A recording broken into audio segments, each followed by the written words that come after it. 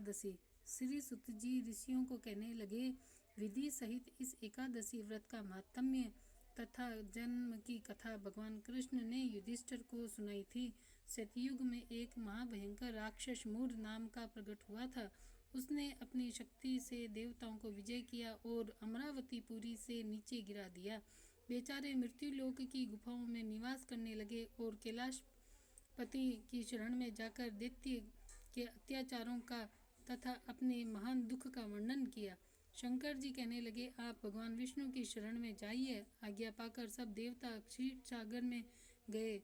वहाँ शेष की सैया पर भगवान शयन कर रहे थे के वेद मंत्रों द्वारा स्तुति करके भगवान को प्रसन्न किया।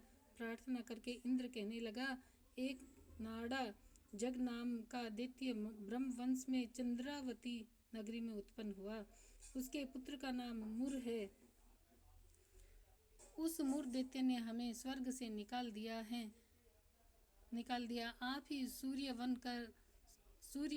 बनकर जल का आकर्षण करता है। आप ही मेघ बनकर जल बरसाता है।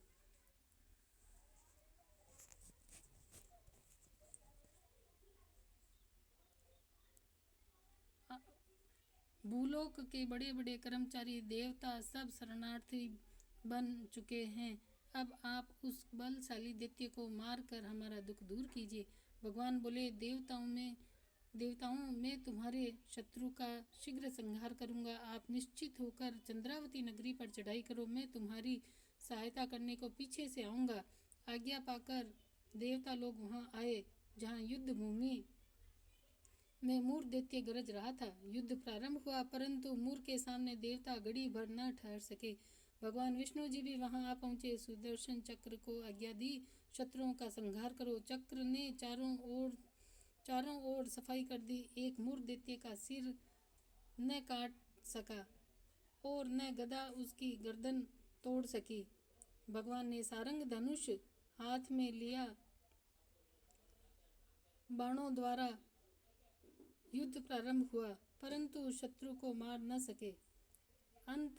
अंत में कुश्ती करने लगे। हजारों वर्ष व्यतीत हो गए, परंतु प्रभु का दाबंध एक न सफल हुआ। दैत्य पर्वत के समान कठोर था। प्रभु का शरीर कमल के समान कोमल था।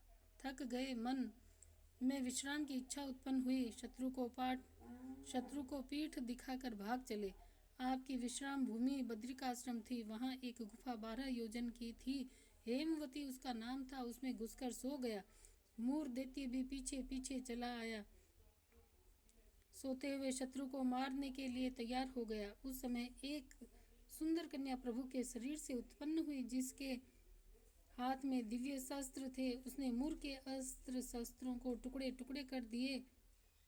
मूर के अस्त्र शस्त्रों के टुकड़े टुकड़े कर दिए। रथ भी तोड़ दिया। फिर भी उस शूरवीर ने पीठ न दिखाई। कुश्ती करने को कन्या के समीप आया। कन्या ने धक्का मारकर गिरा दिया और कहा, यह मल्ल युद्ध का फल है। जब उठा तो उसका सिर काट कर कहा, यह हठ योग का फल है। मूर की सेना पाताल को भाग गई। भगवान निद्रा से जागे तो कन्या बोली, यह दैत्य आपको मारने की इच्छा करके आया था। मैंने आपके शरीर से उत्पन्न होकर उसका वध किया। भगवान बोले, तुमने सब देवताओं की रक्षा की है। मैं तुम पर प्रसन्न हूँ। वरदान देने को तैयार हूँ। जो कुछ मन में इच्छा हो प्रकट होकर मांग लो। कन्या बोली, जो मनुष्य मेरा व्रत करे उनके घर में दूध पूत धन का विकास रहे, अंत में आपके लोक को प्राप्त करें। भगवान बोले, तू एकादशी तिथि को उत्पन्न हुई है, इस कारण तेरा नाम एकादशी प्रसिद्ध होगा। जो श्रद्धा भक्ति से तेरा व्रत करे उनको सब तीर्थों के स्नान का फल मिलेगा। घोर पापों से उद्धार करने वाला तेरा व्रत होगा। ऐसा कहकर भगवान अंतर्ध्यान हो गए। पतित पावनी विश्व तारिणी का जन्म मार्गशीर्ष मास के कृष्ण पक्ष में हुआ। इस कारण इसका नाम उत्पन्ना प्रसिद्ध है। फलाहार, इस दिन विष्णु भगवान का पूजन करें, वह सेवा करनी चाहिए। इस दिन गुड़ और बादाम का सेवन लेना चाहिए। बोलिए उत्पन्ना एकादशी माता की जय।